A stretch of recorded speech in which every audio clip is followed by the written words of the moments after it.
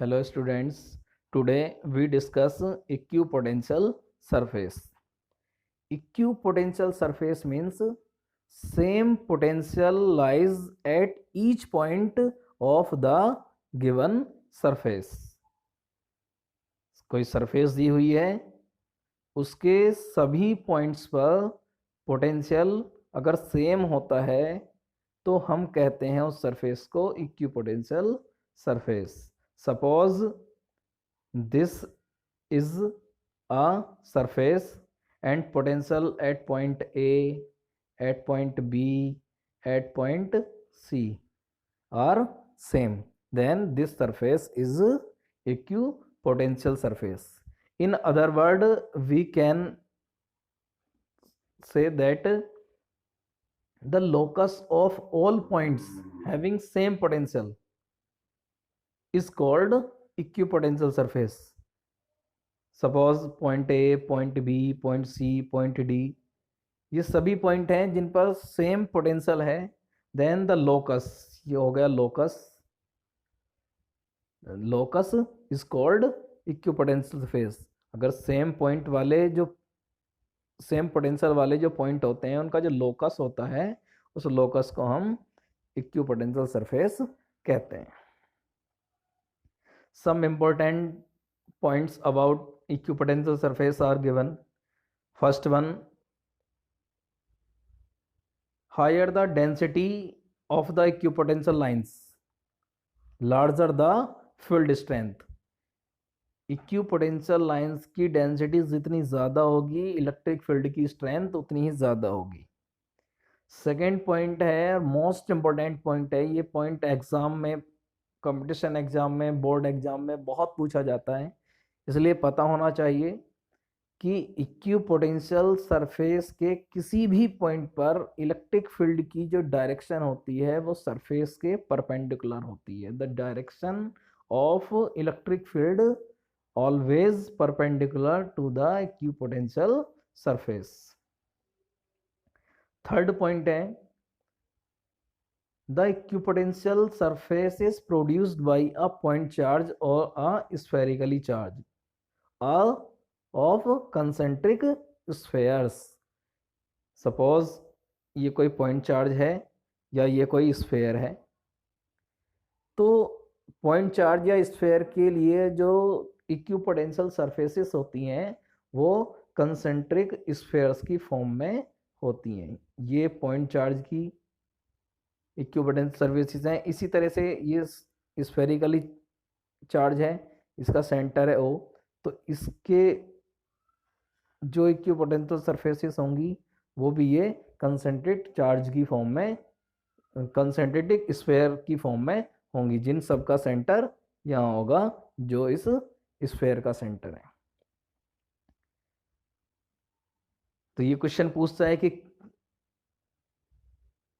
Point charge और जो spherically charge है उनके लिए इक्विपोटेंशियल सरफेस की शेप क्या होती है, तो हम बताएंगे concentric sphere. Next point, in a uniform electric field, suppose uniform electric field is given, then equipotential surfaces are perpendicular of this field lines. equipotential surface होंगी इन field lines के perpendicular plane में. ये फर्स्ट हो गई, second potential equipotential surface होगी, third one, ऐसी और भी ड्रॉ कर सकते हैं हम. Next point,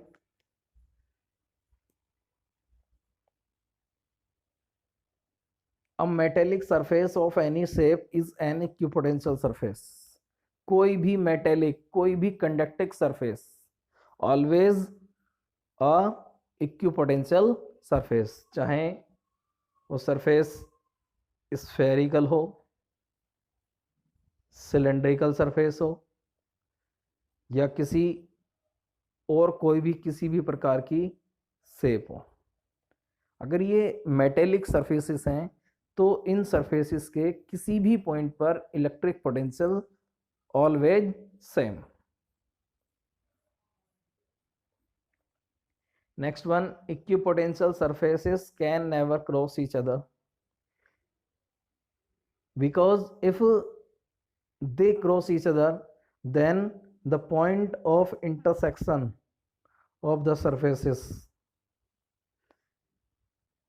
there will be two electric potential, but it is not possible. One electric potential due to this surface and other electric potential due to this surface as this intersection point, but at same point two electric potential not possible, hence the two equipotential surface never cross each other. Next point must important, exam में इससे related numericals और इस point के बारे में बहुत बार पूछा गया है। The work done in moving a charge along an equipotential surface is 0। कोई इक्विपोटेंशियल सरफेस दी है, then a charge Q from point A to point B